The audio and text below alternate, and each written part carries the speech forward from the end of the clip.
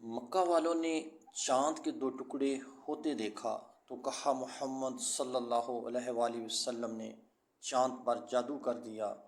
پتھروں کو کلمہ پڑھتے دیکھا تو کہا جادو کر دیا۔ بدر کے موقع پر فرشتے دیکھے مگر کلمہ نہ پڑھا۔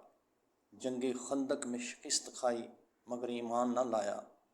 لیکن جب آپ صلی اللہ علیہ وآلہ وسلم بیت اللہ کا دروازہ پکڑ کر آپ نے فرمایا جاؤ میں نے تم کو معاف کیا، تو سب جوک در جوک کلمہ پڑھ کر مسلمان ہو گئے۔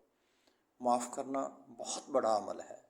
معاف کرنا اور معافی مانگنا سیکھیے۔